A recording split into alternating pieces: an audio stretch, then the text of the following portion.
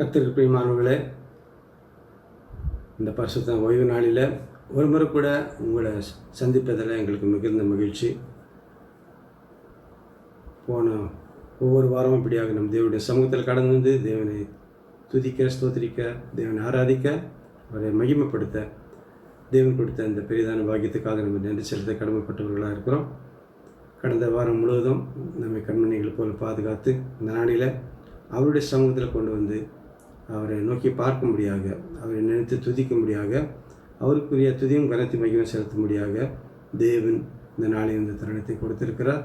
கண்களை மூடி நம்ம ஒரு நிமிடம் தேவனை நோக்கி ஜெபிக்கலாம். அவருடைய சமூகத்தில் நம்ம ஒப்பு கொடுக்கலாம். எங்களை அதிகமாக நேசிக்கிறதா நல்ல ஆண்டவரே, அருமையான இந்த பரிசுத்த ஓய்வு நாளில் நம்முடைய சமூகத்தில் கடந்து நம்ம நோக்கி நாங்கள் பார்க்கிறோம். கடந்த வாரம் முழுவதும் எங்கள் கண்மணிகளை போல பாதுகாத்து கரம் பிடித்த நடத்தி எங்களோடு கூட இருந்து எங்களுக்கு சுகவலி ஜீவனை கொடுத்து இந்த நாளில் நம்முடைய சமூகத்தில் எங்களை கொண்டு வந்து ராஜா துதிக்க, ஸ்தோத்திரிக்க, தொழுது கொள்ள நீங்கள் கொடுத்த இந்த நாளுக்காகவும் இந்த நேரத்துக்காகவும் நன்றி செலுத்துகிறோம். இதாவது இந்த நாளிலே நாங்கள் செய்கிற ஒவ்வொரு காரியத்திலும் நம்முடைய நாமத்தை மகிமைப்படுத்த விரும்புகிறோம். ஆவியோடு உண்மையோடு பரிசுத்த அலங்காரத்தோடு தொழுது கொள்ள வேண்டும் என்று சொல்லி இப்படி வசனம் சொல்லுகிறது. ஆவியானுடைய ஆளுகைக்கு எங்களை கொடுக்குறோம். பரிசுத்த ஆவியானவர் நீர் எங்களை ஆட்கொள்ளுங்க, நீர் எங்களை பரிசுத்தப்படுத்துங்க, நீர் எங்களை அண்ணல் மூட்டுங்க. ஆவியில் நிரம்பி இதாவே உம்மை பாட, உம்மை புகழ, உம்முடைய நாமத்தை மகிமைப்படுத்தி விட எங்களுக்கு பரிசுத்த ஆவியானவர் உதவி செய்யுங்க. உம்முடைய ஆளுகைக்கு கொடுக்குறோம். நாங்கள் செய்கிற ஒவ்வொரு காரியத்தையும் நாம் ஒன்றை மேம்படுவதாக. துதி, கனம், மகிமை எல்லாவற்றையும் நமக்கு செலுத்துகிறோம். இயேசு கிறிஸ்து நாமத்தில் ஜெபிக்கிறோம் நல்ல பிதாவே, ஆமென். சங்கீதம் 84:10 சங்கீதக்காரன் இப்படியாக சொல்கிறான்: 1000 நாளை பார்க்கிலும் உமது பிரகாரங்களில் செல்லும் ஒரே நாள் நல்லது. ஆகாமிய கூடாரங்களில் வாசமாக இருப்பதை பார்க்கிலும் என் தேவனுடைய ஆலயத்தின் வாசற்படியில் காத்திருப்பதையே தெரிந்து கொள்வேன் என்று சொல்லி. அதனால் நமக்கு ஒவ்வொரு வாரமும் தேவனுடைய சமூகத்தில், அவருடைய பிரகாரங்களில், அவருடைய சமூகத்தில் நம்ம கடந்து வர தேவன் கொடுத்த அந்த பெரிதான பாக்கியத்துக்காக நம்ம நன்றி செலுத்தலாம். இந்த நாளில் தேவன் நம்மை அதிகமாக நேசித்து அளவற்ற அன்பினால், எல்லை இல்லாத அன்பினால் எங்களை நேசித்து ஆவிகளாக இருந்த நம்மை தேடி வந்து ரட்சித்தார். அந்த அன்பை நினைத்து அவரை நம்ம பாட இருக்கிறோம், அவரை துதிக்க இருக்கிறோம், அவருக்கு நன்றி செலுத்த அவரை தொழுது கொள்ள இருக்கிறோம்.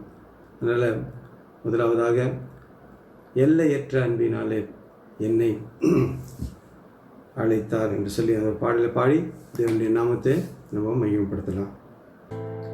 எல்லையற்ற அன்பினாலே என்னை அழைத்தார், எண்ணிலடங்கா நன்மைகளால் என்னை நிரப்பினார். எல்லையற்ற அன்பினாலே என்னை அழைத்தார், எண்ணிலடங்கா நன்மைகளால் என்னை நிரப்பினார். துதிப்பேன், போற்றுவேன், பாடுவேன், கெம்பீரிப்பேன். துதிப்பேன், போற்றுவேன், பாடுவேன், கெம்பீரிப்பேன். அல்லேலூயா, அல்லேலூயா, அல்லேலூயா, அல்லேலூயா.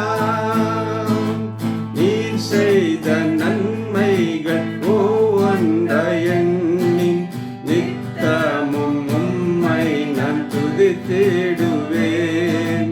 இதற்கீடாக நான் என்ன செய்வேன்? என் ஜீவனை பலியாக படைத்தீரேன் நான். எல்லையற்ற அன்பினாலே என்னை அழைத்தார், எண்ணிலடங்க நன்மைகளால் என்னை நிரப்பினார். துதிப்பேன், போற்றுவேன்,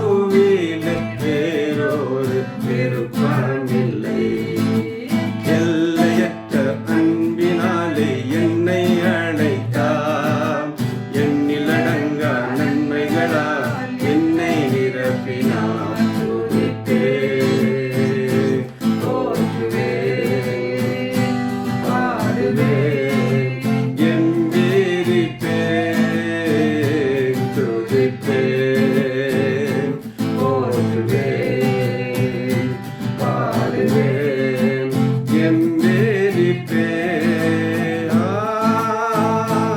அல்லேலூயா, அல்லேலூயா, அல்லேலூயா, அல்லேலூயா. உழுதியின் நின்றெம்மை தூக்கிய மீட்டு நறுமணம் நல்கும் நல்மலராக்கி நீ உன்மாறி அன்பன்றோ மாற்றியது என் சுயம் வேறித்து உந்தன் சித்தம் செய்வேன். எல்லையற்ற அன்பினாலே என்னை அழைத்தான், எண்ணிலடங்கா நன்மைகளால் என்னை நிரப்பினாய். எல்லையற்ற அன்பினாலே என்னை அழைத்தான், எண்ணிலடங்கா நன்மைகளால் என்னை நிரப்பினாய். துதிப்பேன், போற்றுவேன், பாடுவேன், எம்பேரிப்பேன், துதிப்பேன், போற்றுவேன், எம்பேரிப்பேன். அல்லேலூயா, அல்லேலூயா, அல்லேலூயா, அல்லேலூயா. ஆமாம் அப்பா, இந்த காலவேளையில் ஆண்டவரே, எல்லையற்ற அன்பினால் நீர் எங்களை அழைத்து எண்ணிலடங்கா நன்மைகளால் எங்களை நிரப்பி ஒரு நாள் ஆண்டவரே எங்களை பாதுகாத்து எங்களை வழிநடத்தி வருகிறீங்க. பிதாவே, நீர் எங்கள் மேலே பாராட்டுகிற நம்முடைய அன்புக்காக ஸ்தோத்திரம், நம்முடைய கிருபைகளுக்காக ஸ்தோத்திரம், நம்முடைய இறக்கங்களுக்காக ஸ்தோத்திரம். பிதாவே, நம்முடைய நீங்கள் பாராட்டிய நம்முடைய அன்புக்கு நாங்கள் இணையாக ஒன்றுமே செலுத்த முடியாது ஆண்டவரே. ஏனென்றால் உம்முடைய அன்பு அவ்வளோ பெரியதாக இருக்கிறது. பாவிகளாக இருக்கும் பொழுது, துரோகிகளாக இருக்கும் பொழுது எங்களை தேடி வந்த, எங்களை ரட்சித்த அந்த அன்பு. இதாவே இந்த காலவேளையில் எங்களையே ஆண்டவரே நம்முடைய சமூகத்தில் எங்களை ஒப்பு கொடுக்குறோம். இதாவே நீர் எங்களை ஆட்கொள்ளுங்க.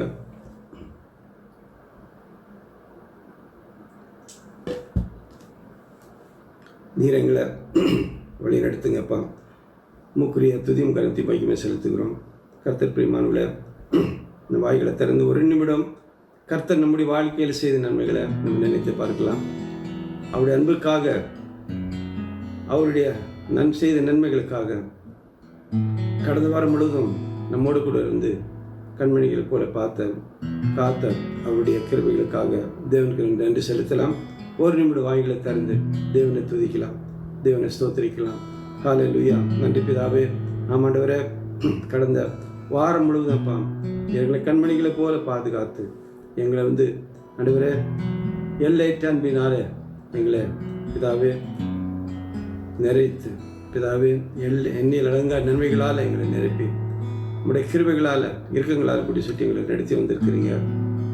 இந்த காலவேளையில் உங்களுடைய அன்புக்காக எங்களை எண்ணத்தை செலுத்த முடியும். எங்களை உங்களுடைய சமூகத்தில் அர்ப்பணிக்கிறோம். எங்களுடைய ஆவி ஆத்மா சரீரம் முழுவதும் ஆண்டவரே உங்களுடைய சமூகத்தில் ஒப்பு கொடுக்குறோம். ஆண்டவரே, எங்களை ஏற்றுக்கொள்ளுங்க. இப்படி நாம் மேம்படுவதாக. ஹல்லேலூயா. அடுத்தபடியாக இன்னொரு பாடலை பாடி தேவனுடைய நாமத்தை நம்ம மகிமைப்படுத்தலாம். நீரின் சொந்தம் நீரின் பட்சம் என்ற ஒரு பாடலை பாடி தேவனுடைய நாமத்தை மகிமைப்படுத்தலாம். ஆதியாகமம் 16வது அதிகாரத்தில் 13வது வசனத்தில் கர்த்தர், தேவனாகிய கர்த்தர் ஆகாரை பார்த்தார்னு சொல்லிட்டு நம்ம பார்க்குறோம். அவன் வனாந்தரத்தில் அவன்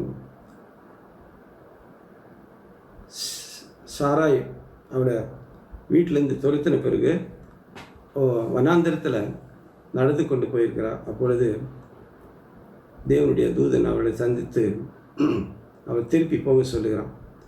அப்பொழுது ஆகார் அவள் தேவதூதனை பார்த்து சொல்லுகிறார், என்னை காண்கிற தேவன் நான் பார்த்தேன்னு சொல்லி. நம்ம ஆராதிக்கிற தேவன் எவ்வளோ நல்லவர் பாருங்கள். அந்த அந்நிய தேசத்தை சேர்ந்த அந்த வேலைக்காரிக்கு தேவனுடைய தூதன் வெளிப்பட்டான் என்று சொல்லி பார்க்குறோம். தேவன் எவ்வளோ நல்லவர் என்று சொல்லி பார்க்குறோம் இந்த இடத்துல. இந்த பாடலை பாடி நம்ம தேவனுடைய நாமத்தை மையப்படுத்தலாம். நீர் என் சொந்தம் நீர் என் பக்கம் என்ற பாடல். நீர் என் சொந்தம் நீர் என் பக்கம், துன்ப வேளைகளில் ஆடியின் ஆழங்களில் ஆனந்தம் நீர் எனக்கு, சூரச் செடியின் கீழிலும் உம் சமூகம் என்னை தேற்றுமே. நீர் என் சொந்தம் நீர் என் பக்கம், துன்ப வேளைகளில் வறண்ட பாலைவன வாழ்க்கையில் தாகத்தால் என் நாவு வறண்டாலும் ஆகாரின் அழுக்குரல் மாற்றினவர், என் தாகம் தீர்க்கும் வல்லவர். வறண்ட பாலைவன வாழ்க்கையில் தாகத்தால் என் நாவு வறண்டாலும் ஆகாரின் அழுகுரல் மாற்றினவர், என் தாகம் தீர்க்கும் வல்லவர். நீர் என் சொந்தம் நீர் என் பக்கம், துன்ப வேளைகளில் ஆழியின் ஆழங்களில் ஆனந்தம் நீர் எனக்கு, தெரிந்த நாடலை ஒழியாத்தவர், மங்கி எரியும் திரியை அணையார், புலம்பலை களிப்பாய் மாற்றுபவர், விடுதலையின் தேவன் இயேசு பரன். நெறிந்த நாணலை ஒழியாத்தவர், மங்கி எரியும் திரியை அணையாம், புலம்பலை களிப்பாய் மாற்றுபவர், விடுதலையின் தேவன் இயேசு பரன். நீர் என் சொந்தம் நீர் என் பக்கம், துன்ப வேளைகளில் ஆழியின் ஆழங்களில் ஆனந்தம் நீர் எனக்கு, சூரச் செடியின் கீழிலும் உம் சமூகம் என்னை தேற்றுமே. நீர் என் சொந்தம் நீர் என் பக்கம், துன்ப வேளைகளில். ஆமாண்டவரே, அன்றைக்கு நேரங்களில் நாங்கள் வறண்ட பாலைவனம், அந்த பாலைவனத்தில் நடக்கிறது போல எங்களோட வாழ்க்கை கூட காணப்படுகிறது. ஆனால் ஆகாரை கண்ட தேவன், கண்டவர் கண்ணீரை துடைத்து அவளை மறுபடியுமாக அவளை நேசித்து அவளுடைய எஜமானி இடத்துல அனுப்பின தேவன்.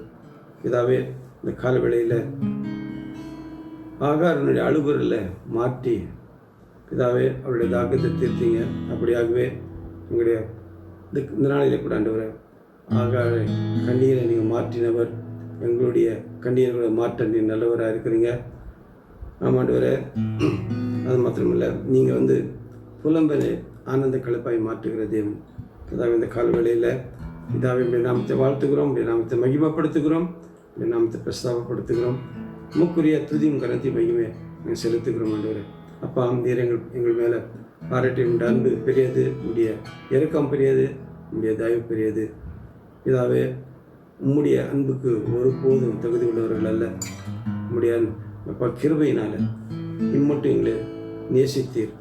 இதாவே எங்களுடைய பாவங்களை மன்னித்து எங்களை ஒப்புரவாக்கி பிள்ளைகளாக ஏற்றுக்கொண்டீர். இந்த கால வேளையில் உடைய நாமத்தை வாழ்த்துக்கிறோம், மகிமைப்படுத்துகிறோம், உடைய நாமத்தை உயர்த்துகிறோம், உடைய நாமத்தை பிரஸ்தாபப்படுத்துகிறோம். ஆண்டவரை துதி கன மகிமையெல்லாம் செலுத்துகிறோம். இயேசு கிறிஸ்து நாமத்தில் ஜெபிக்கிறோம் பிதாவே. ஆமென், ஆமென், ஆமென். கர்த்தருக்குள் பிரியமானவர்களே, போன வாரத்தில்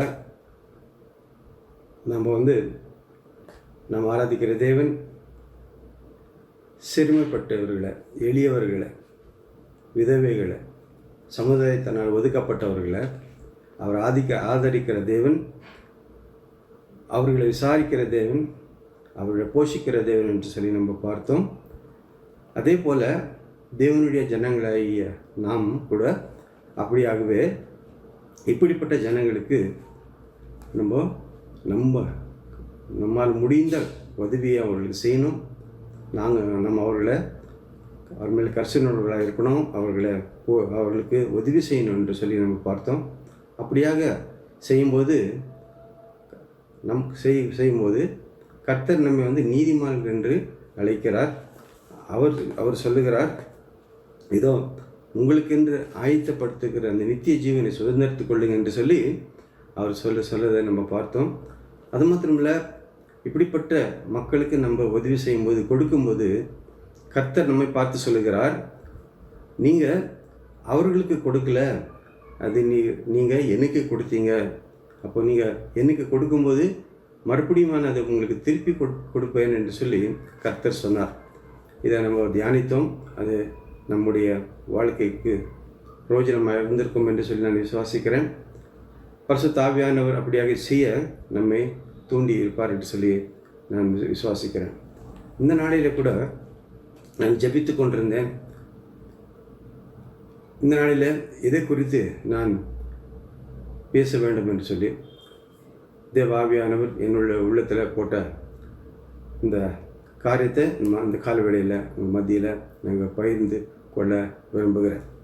இந்த நாளில் இந்த நம்முடைய தியானத்துக்கு இன்று தெரிந்து கொள்ளப்பட்ட வேத பகுதி ஏசாயா தீர்க்கதரிசன புஸ்தகம் 43வது அதிகாரம் 1 7 வசனங்கள். ஏசாயா 43 1 7 வசனங்கள். அதை நான் உங்களுக்கு வாசிக்கிறேன். இப்பொழுதும் யாக்கோபே, உன்னை சிருஷ்டித்தவரும் இஸ்ரவேலே உன்னை உருவாக்கினவரும் ஆகிய கர்த்தர் சொல்லுகிறதாவது, பயப்படாதே, உன்னை மீட்டு கொண்டேன், உன் பெயர் சொல்லி அழைத்தேன், நீ என்னுடையவன். நீ தண்ணீர்களை கடக்கும்போது நான் உன்னோடு இருப்பேன், நீ ஆறுகளை கடக்கும்போது அவைகள் உன்மேல் புரளுவதில்லை. நீ அக்கினியில் நடக்கும்போது வேகாதிருப்பாய், அக்கினி ஜுவாலை உன் பேரில் பற்றாது. நான் இஸ்ரவேலின் பரிசுத்தரும் உன் இரட்சகருமாயிருக்கிற உன் தேவனாகிய கர்த்தர். உன்னை மீட்கும் பொருளாக எகிப்தையும் உனக்கு ஈடாக எத்தியோப்பியாவையும் சேபாவையும் கொடுத்தேன். நீ என் பார்வைக்கு அருமையானவனாயிருக்கப்படினால கனம் பெற்றாய். நானும் உன்னை சிநேகித்தேன், ஆதலால் உனக்கு பதிலாக மனுஷர்களையும் உன் ஜீவனுக்கு ஈடாக ஜனங்களையும் கொடுப்பேன். பயப்படாதே, நான் உன்னோட இருக்கிறேன். நான் உன் சந்ததியை கிழக்கில் இருந்து வரப்பண்ணி உன்னை மேற்கிலும் இருந்து கூட்டி சேர்ப்பேன். நான் வடக்கை நோக்கி கொடு என்றும் தெற்கை நோக்கி வைத்திராதே என்றும் சொல்லி, தூரத்திலிருந்து என் குமாரரையும் பூமியின் கடியாளத்திலிருந்து என் குமார்த்திகளையும் நான் என் மகிமைக்கென்று சிருஷ்டித்து உருவாக்கி படைத்து என் நாமம் தரிக்கப்பட்ட யாவையும் கொண்டு வா என்பேன் என்பதுதான். நான் கண்களை மூடி நம்ம ஜெபிக்கலாம். எங்களை அதிகமாக நேசிக்கிறதுனால நல்ல ஆண்டவரே, நீர் எங்களோடு கூட பேசுகிற தேவன். இந்த காலவேளையில் கூட உம்முடைய வார்த்தையை கொண்டு நீர் எங்களோடு கூட பேச போகிற இந்த தருணத்துக்காக நன்றி செலுத்துகிறோம். இதாகவே உம்முடைய வார்த்தை ஆவியும் ஜீவனமாக இருக்கிறது. உம்முடைய வார்த்தையில் வல்லம் இருக்கிறது, விடுதலை இருக்கிறது. இதாகவே பரிசுத்த ஆவியானவர் இந்த வசனங்களை நீர் எங்களுக்கு ஆசீர்வாதமாக்கி தாங்க. இந்த வசனங்களை நாங்கள் தியானித்து எங்களோட ஆவிக்கிற வாழ்க்கையில் முன்னேறி சென்று உம்முடைய பிள்ளைகளாக உம்முடைய நாமத்துக்கு மகிமை கொண்டு வரும்படியாக பிதாவே இந்த வசனங்கள் எங்களுக்கு போதியுங்க. எங்களை உம்முடைய சமூகத்திலே தாழ்த்துகிறோம் பிதாவே. இந்த வசனத்தை கேட்கிறவர்களாய் இராதபடிக்கு வசனத்தை கேட்டு அதன்படி நடக்கிறவர்களாக இருக்க ஆவியானவர் உதவி செய்யுங்க. உங்களுடைய சமூகத்தில் தாழ்த்துகிறோம். இயேசு கிறிஸ்து நாமத்தில் ஜெபிக்கிறோம் பிதாவே, ஆமென். கர்த்தருக்கு பிரியமானவர்களே, முதலாவது வசனத்தை நம்ம வாசிக்க கேட்டோம். அதில் தேவனாகிய கர்த்தர் அவருடைய ஜனங்களை பார்த்து இப்படியாக சொல்லுகிறார், இப்பொழுதும் யாக்கோபே என்று சொல்லி. இப்பொழுது என்று சொல்லும்போது இந்த இருக்கிற சூழ்நிலையில், ஆனால் பின்னணி என்ன, இதற்கு பின்னணி என்ன என்று சொல்லி நம்ம புரிந்து கொண்டால் இந்த பகுதியை புரிந்து கொள்ள நமக்கு அது பிரயோஜனமாக இருக்கும். இந்த வார்த்தையை சொன்னது கர்த்தர் தீர்க்கதரிசியாகிய ஏசாயா மூலமாக இந்த வார்த்தையை அவருடைய ஜனங்களுக்கு அனுப்புகிறார். 42வது அதிகாரத்தை நம்ம வாசிக்கும்போது அந்த அதிகாரத்தில் கர்த்தர் தேவனுடைய ஜனங்களுக்கு நியாய தீர்ப்பை அளிப்பதை நம்ம பார்க்குறோம். நியாய தீர்ப்பை அளித்து அவங்க செய்த பாவங்களின் நிமித்தம், கர்த்தருக்கு விரோதமாய் செய்த காரியங்களின் நிமித்தம் அவர்களுக்கு தண்டனை கொடுத்தார் சொல்லி நம்ம பார்க்குறோம். ஆனால் அந்த தேவனுடைய வார்த்தை தீர்க்க தரிசனம் தேவனுடைய ஜனங்களுக்கு நியாய தீர்ப்பில் முடியல, தண்டனையில் முடியல. ஆனால் இந்த 43வது அதிகாரத்தில் தேவன் அவருடைய வார்த்தை மூலமாக அவருடைய ஜனங்களுக்கு அவர் அன்பை வெளிப்படுத்துகிறார். அவர் அவர்களுக்கு வருகிற காலத்தில் அவர்களுக்கு வைத்திருக்கிற ஆசீர்வாதங்களை குறித்து, விடுதலை குறித்து இந்த அதிகாரத்தில் அவர் சொல்லுகிறத நம்ம பார்க்கிறோம். இந்த வசனத்தில் தொடர்ந்து நம்ம படிப்போமானா, கர்த்தர் அவருடைய ஜனங்களை பார்த்து சொல்கிறார், உன்னை சிருஷ்டித்தவரும் இஸ்ரவேலே உன்னை உருவாக்கினவருமாகிய கர்த்தர் சொல்லுகிறதாவது என்று சொல்லிட்டு அவர் என்ன சொல்கிறாரு, நீ பயப்படாத, உன்னை மீட்டு கொண்டேன், என்னை பேர் சொல்லி அழைத்தேன், நீ என்னுடையவள் என்று சொல்லி. இந்த இடத்துல பார்க்கும்போது கர்த்தர் சொல்கிறாரு பயப்படாதே என்று சொல்லி. அதே போல் நம்ம இன்னொரு வசனத்தை கூட நம்ம அதே பகுதியில் இன்னொரு வசனத்தை நம்ம பார்க்கிறோம். கர்த்தர் மறுபடியும் சொல்லுகிறார், நீ பயப்படாதே என்று சொல்லி கர்த்தர் சொல்லுகிறார்.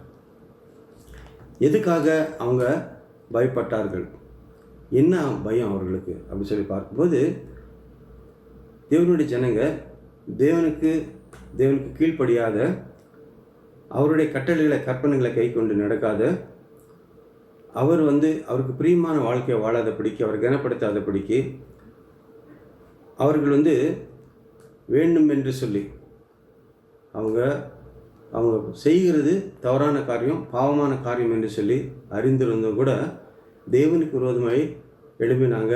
தேவனுடைய கட்டளைகளை கை கொண்டு நடக்கலை, அவருடைய நிபந்தனைகளை கை கொண்டு நடக்கலை. அவர்கள் குருடர்கள் போல, செவிடர்களை போல வாழ்ந்தாங்கன்னு சொல்லி பார்க்குறோம்.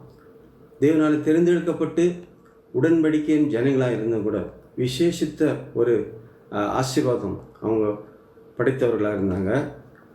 தேவனால் தேர்ந்தெடுக்கப்பட்டு உருவாக்கப்பட்டு ரட்சிக்கப்பட்டு உடன்படிக்கையின் ஜனங்க. ஆனாலும் அவங்களுடைய கர்த்தர் எதுக்காக அப்படியாக தெரிந்து கொண்டாருன்னு சொன்னால், அவர்களை கொண்டு அவர்களை சூழ்ந்திருந்த அந்நிய அந்த தேசத்தின் மக்கள் கூட தேவனை தெரிந்து கொள்ள வேண்டும், அவங்களுடைய நடத்தையின் மூலமாக, வாழ்க்கையின் மூலமாக என்று சொல்லி தேவன் எதிர்பார்த்தார். ஆனால் அவங்க அதில் தோல்வி அடைந்திருந்தாங்கன்னு சொல்லி நம்ம பார்க்குறோம். அவங்க செய்கிறது பாவம் என்றும் தவறு என்று அறிந்தும் கூட இப்படிப்பட்ட காரியங்களை செய்ததுனால தேவனாகிய கர்த்தர் அவருடைய ஜனங்களை பாபிலோன் தேசத்தாருக்கு அடிமைகளாக ஒப்பு கொடுத்தாருன்னு சொல்லி பார்க்குறோம். இப்பொழுது கிட்டத்தட்ட 50 வருஷம் அவங்க அடிமைகளாய் வாழ்ந்து கொண்டிருக்கிறாங்க. இப்படிப்பட்ட சூழ்நிலையில் தான் அவங்க பயந்தவர்களாக காணப்பட்டாங்க. ஐயோ, 50 வருஷம் முடிந்து போனதே, இந்த அடிமைத்தனத்திலிருந்து விடுதலை இல்லையா? தேவன் எதற்காக நமக்கு இன்னும் இந்த அடிமைத்தனத்தை விடுதலை கொடுக்காது இருக்கிறார்? நம்முடைய எதிர்காலம் என்ன? நம்முடைய பிள்ளைகளுடைய எதிர்காலம் என்ன என்று சொல்லி அந்த பயத்தினால காணப்பட்டாங்க. இப்படிப்பட்ட சூழ்நிலையில தான் கர்த்தர் அவருடைய வார்த்தையை தீர்க்க தரிசனம் மூலமாக அனுப்பி தேவனுடைய ஜனங்களுக்கு சொல்கிறாரு, நீங்கள் பயப்படாதீங்க. முதலாவதாக நம்ம எதுக்காக தேவனுடைய ஜனங்கள் பயப்படாது இருக்கணும்? கர்த்தர் சொல்கிறாரு, நான் உங்களை சிருஷ்டித்தது நான் தான். அது மாத்திரம் இல்லை, உங்களை என்னுடைய ஜனங்களாக உருவாக்கினது நான் தான். அதனால் நான் சொல்கிறேன், பயப்படாதீங்க அப்படின்னு சொல்லி. ரெண்டாவது சொல்கிறாரு, நான் உங்களை மீட்டு கொண்டேன். அடிமைத்தனத்தில் வாழ்ந்து கொண்டிருந்தீங்க, நான் உங்களை மீட்டு கொண்டேன்.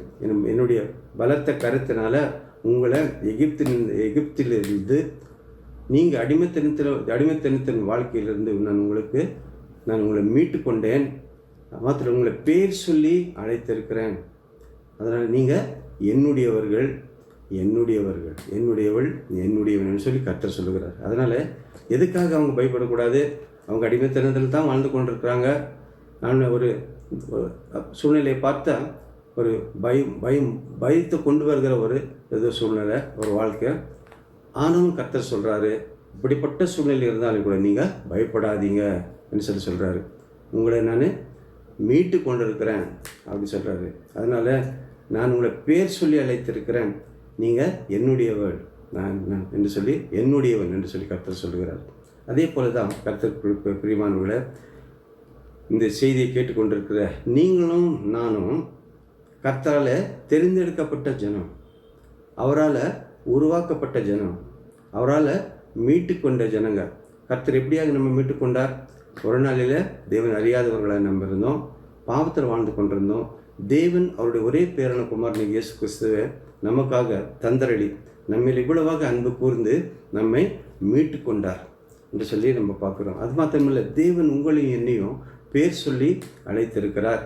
அதனால் நம்ம தேவனுக்குரியவர்கள். கர்த்தர் சொல்கிறதுனால உங்களை என்னையும் பார்த்து, மகனே மகளே நீ பயப்படாத, நான் உன்னை மீட்டு கொண்டிருக்கிறேன், நீ என்னுடையவள் என்று சொல்லுகிறார். அதனால தான் அவங்க கடினமான சூழ்நிலை கடந்து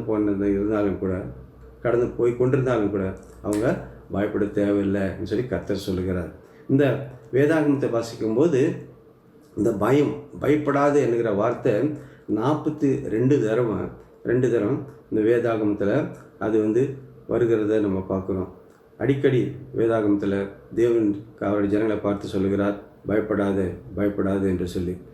ஏசாயா தீர்க்கதரிசன புஸ்தகத்தில் 15 முறை தேவனுடைய ஜனங்களை பார்த்து கர்த்தர் சொல்லுகிறதாவது நீங்கள் பயப்படாதீங்க என்று சொல்லி.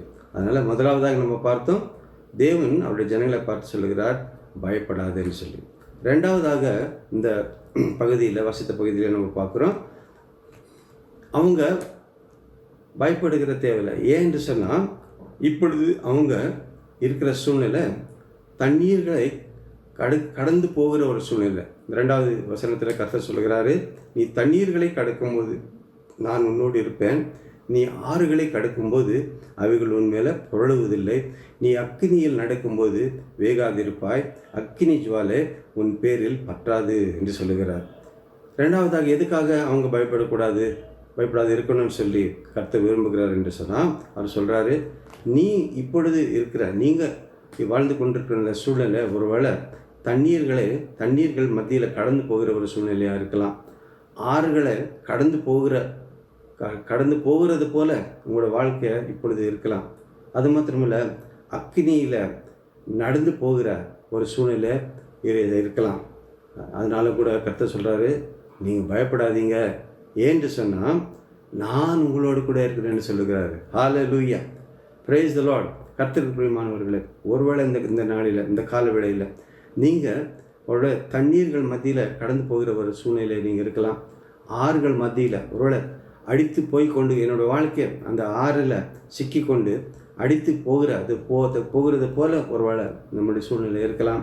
ஒருவேளை அக்கினியில் வெந்து கொண்டிருக்கிறது போல ஒரு நெருக்கப்பட்ட அப்படிப்பட்ட ஒரு கொடுமையான ஒரு சூழ்நிலையாக இருக்கலாம். ஆனாலும் கர்த்தர் நம்மளை பார்த்து சொல்கிறார், அவருடைய ஜனங்களுக்கு சொல்வது போல, மகனே மகளே, நீ பயப்படாத, ஏன் நான் உன்னோடு கூட இருக்கிறேன். தாம் பிரியமானவர்களே, வேதத்தில் நம்ம எல்லோரும் வாசித்து அறிந்திருக்கிறோம். சாத்ராக், மேஷக், அபேத்நேகோ என்கிற அந்த 3 வாலிபர்களை கூட சத்துருகள் அவங்கள எரிகிற நெருப்பில், அக்கினியில் போட்டாங்க. ஆனாலும் தேவனாகிய கர்த்தர் அவர்களோடு கூட இருந்து அவர்களை பாதுகாத்தார், அவர்களை விடுவித்தார் என்று சொல்லி நம்ம பார்க்கிறோம். பிரியமானவர்களே, கர்த்தர் அவர்களோடு கூட இருந்ததுனால அவர் விடுவிக்கப்பட்டாங்க. அப்படியாக தான் தேவனுடைய ஜனங்க கூட இப்படிப்பட்ட சூழ்நிலையில் கடந்து போகும்போது கர்த்தர் சொல்லுகிறார், நீ பயப்படாத, நான் உன்னோடு கூட இருக்கிறேன். அதனால் இப்படிப்பட்ட சூழ்நிலைகள் உங்களை அது மேற்கொள்ளாது, அது உங்கள் மேலே புரளுவதில்லை, நீங்கள் வேகாது இருப்பீங்க என்று சொல்லி கர்த்தர் சொல்லுகிறார். ஹல்லேலூயா, பிரைஸ் தி லார்ட். அடுத்தபடியாக எதுக்காக தேவனுடைய ஜனங்க பயப்படக்கூடாது என்று கர்த்தர் சொல்லுகிறார் என்று சொன்னால் 3, 4 இந்த 5 வசனங்களில் நம்ம பார்க்கிறோம். நான் இஸ்ரவேலின் பரிசுத்தரும் உன் இரட்சகருமாய் இருக்கிற உன் தேவனாகிய கர்த்தர் உன்னை மீட்கும் பொருளாக எகிப்தையும் உனக்கு ஈடாக எத்தியோப்பியாவையும் சேபாவையும் கொடுத்தேன். என் பார்வைக்கு நீ அருமையான படியினால் கனம் பெற்றாய். நான் உன்னை சிநேகித்தேன், ஆதலால் உனக்கு பதிலாக மனுஷர்களையும் உன் ஜீவனுக்கு ஈடாக ஜனங்களையும் கொடுப்பேன் என்று சொல்லி இந்த வசனத்தில் நம்ம என்ன பார்க்குறோம்னு சொன்னால், நம்மை தேவன் அவருடைய ஜனங்களை ரட்சிப்பதற்கு எவ்வளோ பெரிய காரியத்தை செய்வதற்கு கூட அவர் ஆயத்தமாக இருக்கிறார் என்று சொல்லி. பிரியமானவர்களே, தேவன் நம்மை ரட்சிக்க, நம்முடைய பாவத்திலிருந்து நம்மை ரட்சிக்க, நம்முடைய பாவங்களுக்கு விடுதலை கொடுக்க அவர் பெரிய காரியத்தை செய்தார். அவருடைய சொந்த குமாரனை இயேசு கிறிஸ்துவை நமக்காக தந்தரடி அவர் பெரிய ஒரு காரியத்தை செலுத்தினார். ரட்சிப்பு நமக்கு எளிதாய் கிடைத்தது, ஆனால் கர்த்தர் ஒரு பெரிய காரியத்தை செலுத்தினார் என்று சொல்லி நம்ம வேதத்தில் நம்ம வாசிக்கிறோம். ஹல்லேலூயா, ஹல்லேலூயா. அப்படியாகவே கடைசியாக கர்த்தர் சொல்லுகிறார் மறுபடியும் 5வது வசனத்தில், பயப்படாதே, நான் உன்னோடு கூட இருக்கிறேன். மறுபடியும் சொல்லுகிறார். எதுக்காக கர்த்தர் இப்படியாக நீ பயப்படாத, நான் உன்னோடு கூட இருக்கிறேன்னு சொன்னால், தேவனுடைய ஜனங்களுடைய சூழ்நிலை அப்படியாக இருந்தது. அதனால தான் மறுபடியும் கர்த்தர் சொல்கிறாரு, நீ எப்படிப்பட்ட சூழ்நிலை இருந்தாலும் நீ பயப்படாதே, நான் உன்னோடு கூட இருக்கிறேன். அது மாத்திரம் சொல்கிறாரு, உன்னோட சந்ததியை கிழக்கிலிருந்து வர பண்ணி உன்னை மேற்கிலும் இருந்து கூட்டி சேர்ப்பேன். நான் வடக்கை நோக்கி கொடு என்று தெற்கை நோக்கி வைத்திராது என்றும் சொல்லி, தூரத்திலிருந்து என் குமாரரையும் பூமியின் கடையாளந்திருக்கிற என் குமார்த்திகளையும் நான் என் மகிமைக்கென்று சிருஷ்டித்து உருவாக்கி படைத்து என் நாம் தரிக்கப்பட்ட யாவையும் கொண்டு வா என்பேன்னு சொல்லி கர்த்தர் கடைசியாக சொல்கிறார் அவருடைய ஜனங்களை பார்த்து, நான் என்னுடைய சந்ததியை கிழக்கிலிருந்தும் மேற்கிலிருந்தும் இருந்து கூட்டி சேர்ப்பேன்னு சொல்லி. இப்பொழுது அவங்க சிதறடிக்கப்பட்ட ஜனங்களாக இருந்தாங்க. சிதறடிக்கப்பட்ட அவர்களை கர்த்தர் சொல்கிறாரு, நீங்கள் பயப்பட வேண்டாம், நான் உங்களோடு கூட இருந்து மறுபடியும் என்னுடைய சந்ததியை நான் திருப்பி கூட்டி சேர்ப்பேன் என்று சொல்லி கர்த்தர் சொல்லுகிறார். அது மாத்திரமில்லை, கர்த்தர் இப்படியாக அவர் கூட்டி சேர்த்து மறுபடியும் உங்களை நான் ஆசீர்வதிப்பேன், மறுபடியும் உங்களை நான் உங்களுக்கு ஒரு புதிய காரியத்தை உங்கள் மத்தியில் செய்வேன் என்று சொல்லுகிறார் கர்த்தர். பிரியமானவர்களே, அதனால் தேவன் நம்மை கூட ரட்சித்த தேவன் நம்முடைய சூழ்நிலையிலிருந்து விடுவிக்க அவர் நல்லவரும் வல்லவரும் போதுமான தேவனாக இருக்கிறார். ஹல்லேலூயா, ஹல்லேலூயா. அதனால் இந்த நாளில் நம்ம பார்த்தோம், நம்ம பயப்பட தேவையில்லை, ஏனென்றால் கர்த்தர் நம்மோடு கூட இருக்கிறார். ஹல்லேலூயா. அதனால் ஒருவேளை இந்த நாளில் நீங்கள் எப்படிப்பட்ட சூழ்நிலையில் கடந்து போயிருந்தாலும் கூட கர்த்தர் உங்களை பார்த்து என்னை பார்த்து சொல்லுகிறார், மகனே மகளே, நீ பயப்படாத, நான் உன்னோடு கூட இருக்கிறேன் அப்படி சொல்லி கர்த்தர் அவர் சொல்லுகிறார். ஆமென். ஹல்லேலூயா, ஹல்லேலூயா. அதனால் கர்த்தர் அவருடைய வார்த்தையின் மூலமாக இந்த நாளில் நம்மை தைரியப்படுத்தியிருக்கிறார். அதனால் நீங்கள் எதுக்கும் பயப்பட தேவையில்லை. ஹல்லேலூயா. நீங்கள் அந்த வார்த்தைகளை விசுவாசித்தீங்கன்னு சொன்னீங்கன்னா இந்த நாளில் தேவன் உங்களுக்கு இருக்கிற சூழ்நிலையை அவர் மாற்றுவார். பயத்துக்கு பதிலாக அவர் தைரியத்தை கொடுப்பார். அவர் புலம்பலை ஆனந்த கழிப்பாய் மாற்றுகிற தேவன். அதனால் கர்த்தர் பிரியமானவர்களே, இந்த நாளில் தேவன் நமக்கு கொடுத்த வசனத்துக்காக, அவருடைய வார்த்தைக்காக நம்ம நன்றி செலுத்துவோம். அது கர்த்தர் நமக்கு கொடுத்தார்னு சொல்லி விசுவாசித்து, இதோ நான் எப்படிப்பட்ட சூழ்நிலை இருந்தாலும் நான் பயப்பட மாட்டேன், ஏனென்றால் கர்த்தர் என்னோடு கூட இருப்பார். அதனால் என்னோடு கூட அவர் இருக்கிறதுனால எப்படிப்பட்ட சூழ்நிலை கடந்து போனாலும் கூட அது என்னை மேற்கொள்ளாது, அது என்னை பற்றாது, நான் வெந்து போக மாட்டேன். கர்த்தர் என்னோடு கூட இருந்து எனக்கு விடுதலை கொடுப்பார் என்று சொல்லி நம்ம விசுவாசிக்கலாம். கர்த்தர் அப்படியாகவே செய்வார். கண்களை மூடி நம்ம ஜெபிக்கலாம். எங்களை நேசிக்கிறதா நல்ல ஆண்டவரே, இதாவே இந்த அருமையான ஏதோ ஆசீர்வதிக்கப்பட்ட நாளில் உம்முடைய சமூகத்தில் கடந்து ஆராதிக்க நீங்கள் கொடுத்த இந்த பெரிதான பாக்கியத்துக்காக ஸ்தோத்திரம் பிதாவே. தூக்கம் முதல் முடிய வர உங்களுடைய பிரசன்னம் எங்களோடு கூட இருந்தது பிதாவே. இந்த நாளில் கூட பிதாவே உம்முடைய சமூகத்தில் பிதாவே இந்த ஆராதனையில் பங்கெடுத்த ஒவ்வொரு உம்முடைய பிள்ளைகளையும் உம்முடைய கருத்தில் கொடுத்து நான் ஜெபிக்கிறேன் பிதாவே. ஒருவேளை அவங்க ஆறுகளை கடந்து போகிற ஒரு சூழ்நிலை அவங்க வாழ்க்கையில் இருக்கலாம். தண்ணீர்கள் மத்தியில் கடந்து போகிற ஒரு சூழ்நிலை அவங்களுக்கு இருக்கலாம். நெருப்பில் வேகுகிறது போல அவங்களுடைய காரியங்கள் காணப்படலாம். ஆனால் நீங்கள் ஒவ்வொருவரையும் பார்த்து சொல்கிறீங்க, மகனே மகளே, நான் பயப்படாத, நான் உன்னோடு கூட இருக்கிறேன் என்று சொல்லி. நீங்கள் எங்களோடு கூட இருக்கும்போது நீங்கள் பயப்பட தேவையில்லை. ஏனென்றால் நீங்கள் எங்களை ரட்சித்த தேவன், எங்களை மீட்டு கொண்ட தேவன், எங்களுக்கு விடுதலை கொடுத்த தேவன்.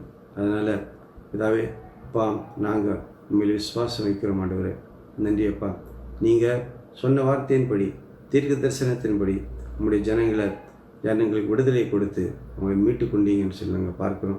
அப்படியாக எங்களை கூட ஆண்டவரை நீங்கள் ஆசீர்வதிக்க போகிறதுனால நமக்கு நன்றி ராஜா. இதாவே ஒரு புதிய ஆண்டவரே வாரத்துக்குள்ளாக நாங்கள் கடந்து போகிறோம். இதாவே நீங்கள் உங்களுடைய பிரசன்னம் எங்களுக்கு தேவை. அது நான் இன்னோடு கூட இருக்கிறேன்னு நீங்கள் சொல்லியிருக்கிறீங்க. அதனால் உங்களுடைய பிரசன்னம் இதாவே எங்களோடு கூட இருக்கணும்ப்பா. உங்களுடைய பிரச்சனை எங்களுக்கு முன்பாக கடந்து போகட்டும் ஆண்டவரே. வந்திருக்கிற ஒவ்வொரு உங்களுடைய பிள்ளையும் நீங்கள் ஆசீர்வதிங்க ஆண்டவரே. பயத்தை எல்லாம் நீக்கி போடுங்க பிதாவே. நீர் எங்களோடு கூட இருக்கும்போது பயப்பட தேவையில்லை. ஏனென்றால் நீங்கள் எங்களை விடுதலை கொடுத்து நீங்கள் நடத்துகிற தேவனாக இருக்கிறீங்க. உங்களுக்கு ஸ்தோத்திரம் பிதாவே. நன்றி ராஜா, நன்றி பிதாவே. அப்படியாக நீங்கள் செய்ய போகிறதுனாலும் ஸ்தோத்திரம் பிதாவே. உமக்குரிய துதியும் கனத்தையும் மகிமையும் எல்லாவற்றையும் செலுத்துகிறோம். இயேசு கிறிஸ்து நாமத்தில் ஜெபிக்கிறோம் நல்ல பிதாவே. ஆமென்.